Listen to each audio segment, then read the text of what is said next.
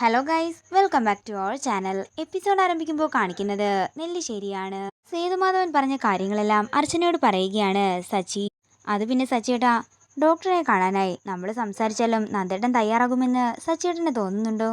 എടോ, നന്ദേട്ടൻ ആരുടെയെങ്കിലും വാക്ക് കേൾക്കുന്നുണ്ടെങ്കിൽ അത് തൻ്റെ വാക്ക് മാത്രമാണ്. താൻ പോയെന്ന് നന്ദേട്ടനോട് സംസാരിച്ചു നോക്കും. നാളെ തന്നെ നമുക്കവരെ ഡോക്ടർ ഇഷാനികയുടെ അടുത്തേക്ക് കൊണ്ടുപോകാം. അങ്ങനെ സച്ചിയുടെ വാക്കുകൾ കേട്ട് നന്ദനോട് സംസാരിക്കാൻ പോവുകയാണ് അർച്ചന. പിന്നീട് കാണിക്കുന്നത് നന്ദന്റെ അടുത്തേക്ക് അവന്തിക ചെല്ലുന്നതാണ്. അതെ, എനിക്ക് നിങ്ങളോടൊരു കാര്യം പറയാനുണ്ടായിരുന്നു. പ്രസവിക്കാതിരിക്കാനായിട്ട് എനിക്ക് വലിയ കുഴപ്പങ്ങളൊന്നുമില്ല. പിന്നെന്തിനാ നിങ്ങളുടെ അച്ഛൻ എന്നോട് ഡോക്ടറെ പോയി കാണാൻ പറയുന്നത്? അതൊക്കെ നീ അച്ഛനോട് പോയി ചോദിക്കാൻ നന്ദൻ പറയുമ്പോൾ, എന്താണെങ്കിലും അച്ഛൻ പറഞ്ഞ സ്ഥിതിക്ക് നമുക്ക് നാളെ തന്നെ ഒരു ഡോക്ടറെ കാണാൻ പോകാമെന്ന് അവന്തിക പറയുന്നു.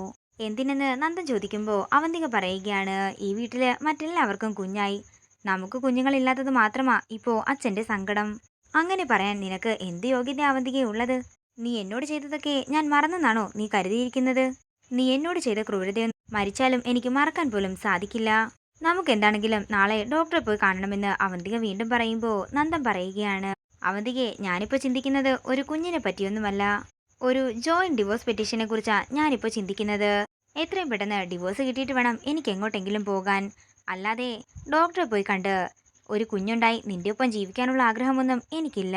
അതേസമയം നന്ദനോട് സംസാരിക്കാൻ വന്ന അർച്ചന മുറിയുടെ പുറത്തു നിന്ന് ഇതെല്ലാം കേട്ട് ഞെട്ടലോടെ നിൽക്കുകയാണ്. തുടർന്ന് അവന്തിക പറയുകയാണ്, എല്ലാവരുടെയും മുമ്പിൽ എന്നെ അപമാനിക്കാനാണ് നിങ്ങളുടെ ശ്രമമെങ്കിലേ അതിന് നിങ്ങൾ വലിയ വില തന്നെ കൊടുക്കേണ്ടി വരും. അല്ല, എൻ്റെ കയ്യിൽ നിന്ന് ഡിവോഴ്സ് കിട്ടിയിട്ട് എന്ത് ചെയ്യാനാ നിങ്ങളുടെ ഉദ്ദേശം? അത് നീ അറിയണ്ടെന്ന് നന്ദൻ പറയുമ്പോൾ അവന്തിക പറയുകയാണ്, അതെ, ഇപ്പോഴും ഞാൻ നിങ്ങളുടെ ഭാര്യ തന്നെയാ. ഞാൻ കെട്ടിയ ഒരു താലി നിന്റെ കഴുത്തിലുണ്ടെന്ന് പറഞ്ഞ് അതിന്റെ അഹങ്കാരമൊന്നും നീ എന്നോട് കാണിക്കണ്ട. ആ താലി പൊട്ടിച്ചെറിയാനും അധികം നേരമൊന്നും വേണ്ടെന്ന് നന്ദൻ പറയുമ്പോൾ, എന്നിട്ടെന്തിനാ നിങ്ങൾക്ക് നിങ്ങളുടെ മറ്റവളുടെ കൂടെ പോയി ജീവിക്കാനാണോ? ആ സന്ധ്യയുടെ കൂടെ? അവന്തിക ചോദിക്കുമ്പോൾ നന്ദൻ പറയുകയാണ്, അതൊന്നും നീ അറിയേണ്ട ഒരു കാര്യവുമില്ല. ശത്രുക്കളെ പോലെ ഒരുമിച്ച് ജീവിക്കുന്നതിനേക്കാൾ നല്ലത് എല്ലാം പൊട്ടിച്ചറിഞ്ഞ് സ്വതന്ത്രരായി ജീവിക്കുന്നത് തന്നെയാ. അപ്പോ നെല്ലിശ്ശേരി വീട്ടിൽ നിന്നും എന്നെ പുറത്താക്കാനാണല്ലേ നിങ്ങളുടെ ആഗ്രഹം? അതെന്താണെങ്കിലും ഒരിക്കലും നടക്കാനേ പോകുന്നില്ല. നിന്റെ കൂടെ ഒരുമിച്ചുള്ള ജീവിതം ഞാൻ മടുത്തു. ഇനിയെങ്കിലും എനിക്കല്പം സമാധാനമായിട്ട് ജീവിക്കണം. എന്നാലേ നിങ്ങൾ കേട്ടോ, നിങ്ങളുടെ ആഗ്രഹങ്ങളൊന്നും നടക്കാനേ പോകുന്നില്ല. പഴയതെല്ലാം മറക്കാൻ ഞാൻ തയ്യാറാ. അതേപോലെ നിങ്ങളും പഴയതെല്ലാം മറക്കണം. അതേ അവന്തികെ, കൊടുക്കുന്നവരെല്ലാം പെട്ടെന്ന് മറക്കും, പക്ഷേ കൊള്ളുന്നവന് അത്ര പെട്ടെന്നൊന്നും മറക്കാനേ സാധിക്കില്ല. ഇത് കേൾക്കുന്ന അവന്തിക ദേഷ്യത്തോടെ പറയുകയാണ്, ഈ ജന്മത്തിൽ നിങ്ങൾക്ക് ഡിവോഴ്സ് കിട്ടാനേ പോകുന്നില്ല.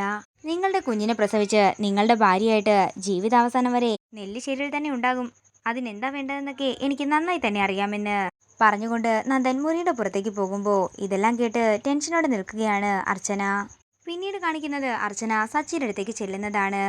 താൻ പോയിട്ട് എന്തായി, നന്ദേട്ടനോട് സംസാരിച്ചോ എന്ന് സച്ചി ചോദിക്കുമ്പോൾ അർച്ചന പറയുകയാണ്, ഇനി അതൊന്നും സംസാരിച്ചിട്ട് ഒരു കാര്യവുമില്ല സച്ചിയേട്ടാ, അവര് ഡിവോഴ്സ് ചെയ്യാൻ പോവുകയാണെന്നാ പറഞ്ഞു കേട്ടത്. ഇത് കേൾക്കുന്ന സച്ചി ഞെട്ടലോടെ നിൽക്കുകയാണ്. ഡിവോഴ്സ് വേണ്ടത് നന്ദേട്ടനാണ്. നമ്മൾ വിചാരിച്ചതുപോലെയൊന്നുമല്ല കാര്യങ്ങൾ പോകുന്നത്. തുടർന്ന് താൻ അവിടെ കേട്ട കാര്യങ്ങളെല്ലാം സച്ചിയോട് പറയുകയാണ് അർച്ചന. ഏട്ടത്തിന്റെ സംസാരം കേട്ടതനുസരിച്ച് എനിക്ക് തോന്നുന്നത് നെല്ലിശ്ശേരി വീട്ടിൽ അധികം വൈകാതെ തന്നെ ഒരു പൊട്ടിത്തെറി ഉണ്ടാകുമെന്നാ. നേരം പുലർച്ചെയാകുന്നു. പിന്നീട് കാണിക്കുന്നത് അവന്തികയാണ്.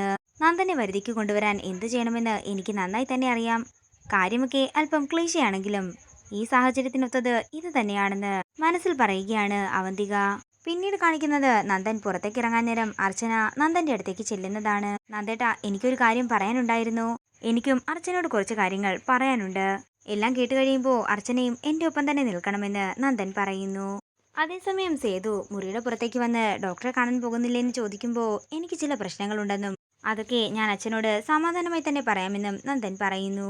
അങ്ങനെ നന്ദൻ പുറത്തേക്ക് ഇറങ്ങാൻ നേരമാണ് ഏട്ടത്തി എന്ന് വിളിച്ചുകൊണ്ട് അനഘ നിലവിളിക്കുന്നത്. അനഘയുടെ ശബ്ദം കേട്ടുകൊണ്ട് എല്ലാവരും അവന്തികയുടെ മുറിയിലേക്ക് ഓടി ചെല്ലുമ്പോൾ കാണുന്നത് കൈഞ്ഞരമ്പ് മുറിച്ച് കട്ടിലിൽ കിടക്കുന്ന അവന്തികയാണ്. ആ കാഴ്ച കണ്ടുകൊണ്ട് എല്ലാവരും ഞെട്ടലോടെ നിൽക്കുകയാണ്. ഇതോടുകൂടി ഇന്നത്തെ എപ്പിസോഡ് ഇവിടെ തീരുകയാണ്. വീഡിയോ ഇഷ്ടമായെങ്കിൽ മറക്കാതെ ലൈക്ക് ചെയ്യുക, ഷെയർ ചെയ്യുക, കമന്റ് ചെയ്യുക. കൂടുതൽ സീരിയൽ അപ്ഡേറ്റ്സിനായി മറക്കാതെ സബ്സ്ക്രൈബ് ചെയ്യുക.